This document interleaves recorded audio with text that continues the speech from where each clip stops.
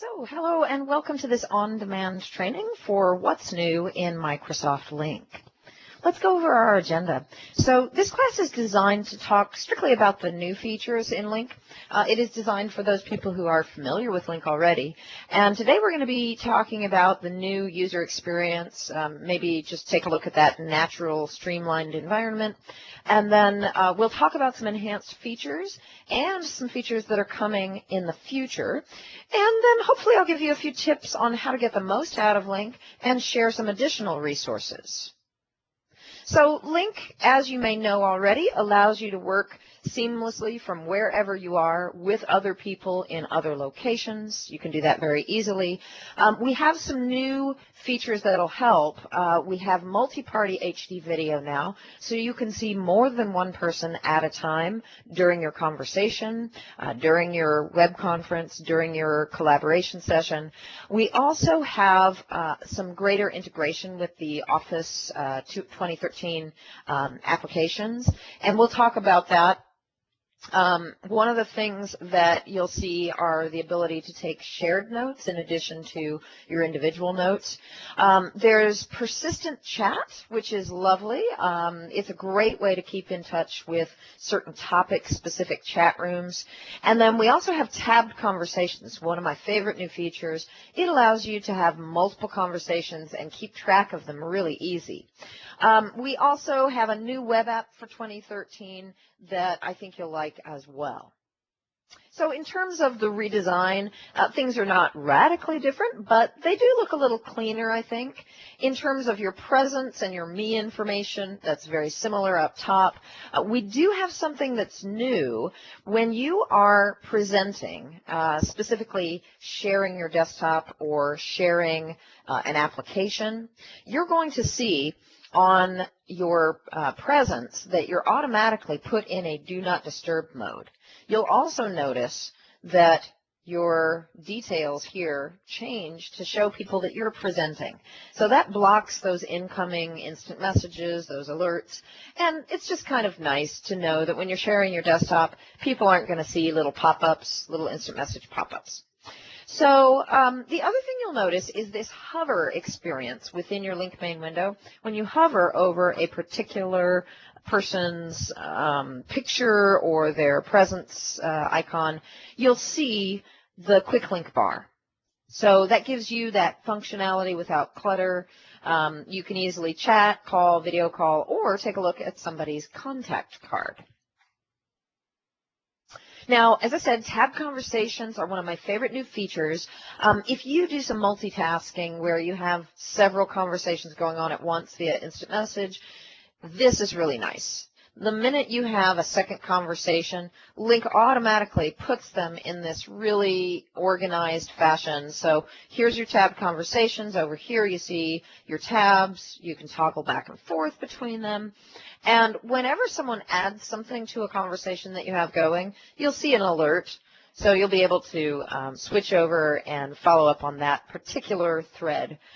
So this also works in conjunction with chat rooms. If you have a chat room open as well as several conversations, you can see all of them here within tabbed conversations. So speaking of chat rooms, this is called persistent chat. It's not strictly new. It used to be called group chat, so if you're familiar with that, similar, just a different name here. It's a little bit more front and center with the Lync 2013. So if you've got access to it, you're going to see the icon in your main window. And if you click on that, you'll be able to keep up to date on your chat room activity. So chat rooms can be set up by topic or by team, and they're just a nice way to be able to go back through several weeks or months worth of comments and, of course, add your own comments. Now, multi-party video is really exciting. It's something that has been requested for a little while, and now you've got it. So you can see everyone in your meeting in this gallery view. So the 5 most active speakers are going to be highlighted, and they can be anywhere. They can be in different areas of the country or even in different countries, and you can see them. It's detected who's the active speaker, and the most active folks in your meeting are going to show up in these big pictures, and then down below you have the smaller pictures of other participants who might be there but not participating as fully. So that's the gallery view. Now you can pop it out if you'd like. You can also switch your views down here so that you can just go to the individual speaker view if there's just one speaker. And then you can also go to presentation view, which turns off all those webcams. And that may be something you may want to do depending on whether you're presenting or whether you're attending a meeting. Now, all of these layouts in terms of the view are specific to each person in the meeting. So each person gets to select their own view. Now, we have shared notes within Lync 2013. You can either activate them from the meeting itself, going into the OneNote section of your content area and adding shared notes that everybody can contribute to live in real time. So it's a OneNote integration, integrated with that Office product. And you can access it from that meeting, or you can access it prior to the meeting by attaching some shared notes, let's say, to your meeting invitation. So there are some options there for you. And again, it depends on the kind of meeting you're having, which strategy you might want to take. Now, Lync Web App has been improved, so it's one browser-based application. So you don't have the Lync attendee anymore. And it does provide the full Lync meeting experience across platforms. So given that someone might be attending your meeting and they don't necessarily use Lync, they can just install the web app plugin and use their browser to attend the meeting. They will have the voice over IP, the computer audio piece. They'll also have access to see and use the multi-party HD video, as well as, of course, the content sharing. Now, what's really exciting here with Lync is that you can federate with Skype users. So with Skype, you'll be able to instant message with those folks, do voice conversations, and see their presence. So I think that's really exciting as well. Now, coming to Lync in the future, we're going to have more mobile clients that are available for mobile devices, so look for that. And the other thing that you should know at the moment is that when we're talking about Lync 2013, it's currently available for the server version. So that's the version that companies deploy on their own servers. They manage it. There is the Office 365 version. Some of you may know that as Lync Online. And that is going to be available pretty soon here, too, in terms of the 2013 being available for those who may be using O365. So let's talk a little bit more in detail about how you manage your contacts and some conversational tools. So what I like about the main window in 2013 is that there's a really nice new button over here to the right. And I think it makes it just a little easier to figure out how to add people to your contact list. So if you click on that button, you can add people from your organization or people outside your organization. And you can also use that button to create your groups. I'm a big fan of groups. I think it's really helpful to be able to see your people and roll them up and just organize things via groups. So I'll do a demonstration here in just a moment and show you why I like groups. We'll create one. When you do add somebody from your organization, I think there's some explicit instructions here that make things a little easier in this latest version. So we'll walk through that as well in just a moment in our demonstration. By the way, if you're used to frequent contacts, we've got that still. We've just changed the name to favorites. So that's one of the groups that's already created for you, and you can definitely utilize that to add people or pin people to your favorites group. Now, as I said, that hover experience opens up the quick link bar. So when you hover, you'll see all of these options. And one of the things I'd like to call out is the contact card. So the contact card has multiple tabs. Before, you may have perused the Contact tab or the Organization tab. Now we also have Notes, and you can jot down your own notes for your particular contacts. And the What's New section will allow you to connect via social media networks. So you can receive all of your social media updates in one spot within Lync. It's easy to start a conversation. Maybe you'll start off with instant messaging first, and then once you are in that conversation with your colleagues, let's say, you can use the menus that are now at the bottom of the screen. So that's going to allow you to escalate from just chatting to talking, or using your webcam so that you can have a video conversation. When you do escalate into speaking with somebody, you'll use the button that allows you to turn that into a call, and then the webcam, there it is, there's the call options. So you can turn that into a call, and then the webcam option, this is really neat. When you hover, it's going to give you a preview, and then you can check everything and then turn your camera on.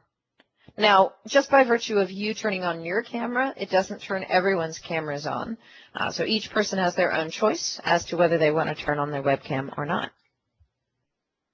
Now, when you get a request to chat or call, it's going to actually pop up on your desktop. You'll see the picture of the person who's contacting you. You can accept or set yourself to do not disturb or ignore. This is not all that different than before. It just looks a little bit different. Again, the interface has changed just a bit, and you'll see those pictures. Those are prominent in this latest version. Now, if you want to move from talking with people to sharing visual information, then the Content button is where you're going to do that. So again, that's at the bottom of your chat window, and from there, you're going to notice here that we've got 3 different tabs. So that's a little bit different in terms of where those commands are. So all of your content is in one place. We have content that you present, content in terms of your OneNotes, those notes that you might be taking, and then attachments. So as before, you can share your desktop or a program. You can add a PowerPoint, a whiteboard, or a poll. Now, if I do add an attachment, then I just click here and I go find my file, I attach it, and then my colleagues will go in the very same location and they'll see what I've attached. They'll be able to click on it and open it and save it wherever they'd like on their desktop. Now, something that's quite a bit different here is you can actually start a Lync sharing session by going into an Office program. So you can be, let's say, in Excel or Word or PowerPoint, and then inside that conversation, or not inside that program, for example, you can go to the File menu and then click on Share, and bingo, you can start presenting online. So it makes it just a little bit more streamlined. You don't have to go into your Lync meeting first and then upload your content or then desktop share. This does it all in one step. So I like that as well. And again, that's some of that increased integration with your Office products. All right, let's do a bit of a demo, and I'll share my desktop, and we're going to take a look at how to add a contact, how to create groups with that new button, and then maybe we'll even go into some tabbed conversations.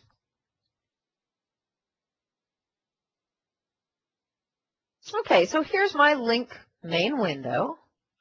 And I've got to click on here on this little button here to see my options. Now, when I click to add a contact in my organization, notice how my cursor just goes right to the search bar and it tells me find someone or a room or a number. So I'm going to just search for somebody. I'm just going to start typing somebody's name. Okay, and there I still have my instructions. It says find, well, I found, and right-click to add to your contact list. So this is not really a different procedure than before, but it does make it a little bit more explicit, and I think that's great for new users. So right-click, and then I'm going to add her to my contact list over here. So I've got a whole bunch of different groups here created, and one of the things that you may want to do is create your own groups. Use the button, create a new group. There it is. Let's name it. Let's call this the What's New group. And then I'll go about finding somebody, searching using my search capabilities, finding, right-clicking, and adding to that new group. Now, I've always been a big fan of groups, and the reason is that I can just right-click on the whole group and start a really easy conference call. So the other thing, of course, is that it helps me roll things up and organize. So great. I've got a couple of colleagues here who I can start conversations with and just show you the tabbed conversations. So let's start off with Erin, and I'm just going to let her know what's going on.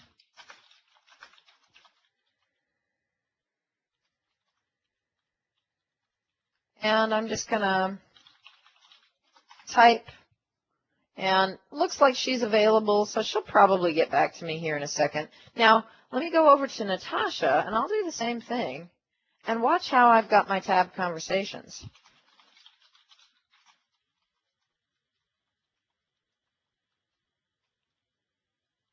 Okay, now notice what's happened. Erin has gotten back to me, and I've got an alert that tells me, hey, Erin's trying to get your attention over here. That's an unread message. So let me just toggle over there. So now I can see the conversation that Erin is continuing on with me. If I were a busy executive assistant, I might be supporting several different people, and I might just open this up during, my morning coffee, checking in with everybody, seeing what's going on, and I'd toggle back and forth maybe throughout the whole day. If I wanted to, I could always pop something out, and I could continue that conversation. When I'm finished with it, I could close it, and then I won't have the tabbed conversations. I'll just have one conversation going. So I love the tabbed conversations, and I overall like the new look of Lync as well. It's just a little bit more streamlined looking. All right, let's come out of our demonstration, and bear with me just a moment while I switch my content back. All right, let's talk a little bit about scheduling meetings and what's new there and how you can manage things, and let's talk a little bit more about that Lync web app. So when you create your meetings, you're going to go to your Outlook calendar, and you're going to just click on New Lync Meeting. This is, of course, like any other Outlook meeting invitation. You're going to adjust your times and dates, and eventually this meeting invitation is going to show up on your calendar. Now, Lync does support recurring meetings, and it does support delegate scheduling if you have the enterprise voice function of Lync deployed. The information automatically appears. So there's the URL to join the meeting. There's the dial-in conferencing information. Now, some people may not have the dial-in conferencing. You may just be expected to use the computer audio, which is all wrapped into that join URL. So let's say you want to schedule a meeting and plan ahead of time. You may want to upload your PowerPoint. Of course, you're going to do that from the content menu, bringing in your PowerPoint. Now, the annotation tools have moved around a little bit. They're still there, but with your PowerPoints, the annotations show up over here. And one thing that's a little bit different is that you're not going to see the full menu. You're just going to see this little icon, and you can click on it to display the full annotation menu.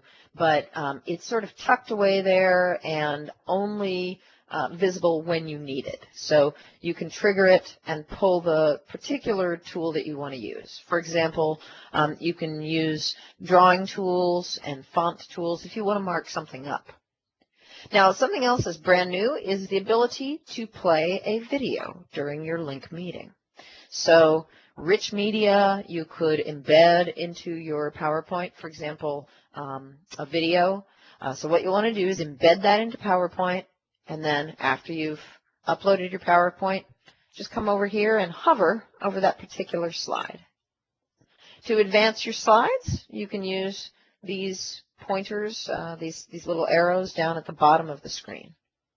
By the way, in your content area under the Present tab, you can manage your content so that you can delete it or make it available to everybody, including attendees.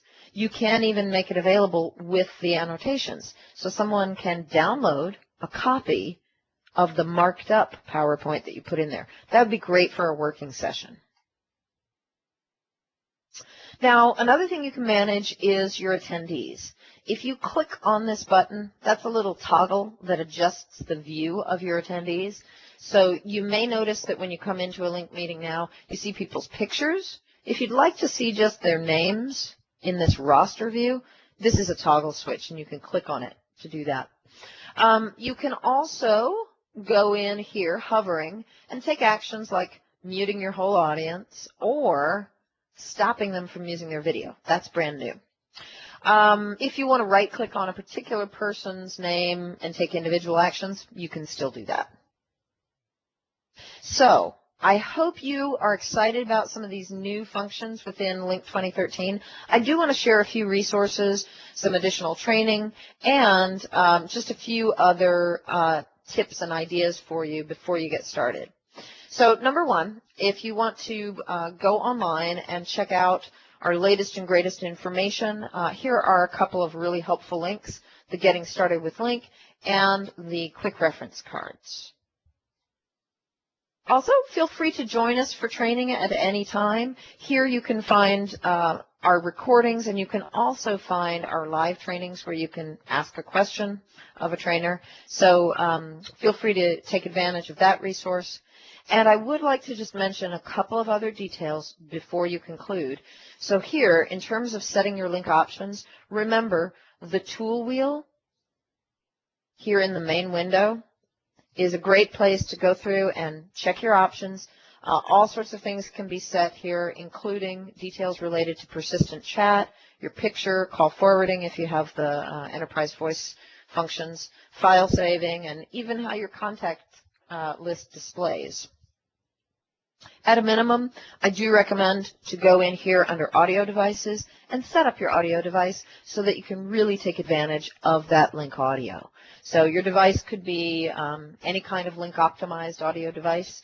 Just point Lync to the appropriate device, and you can even do a little test of your speakers and your microphone.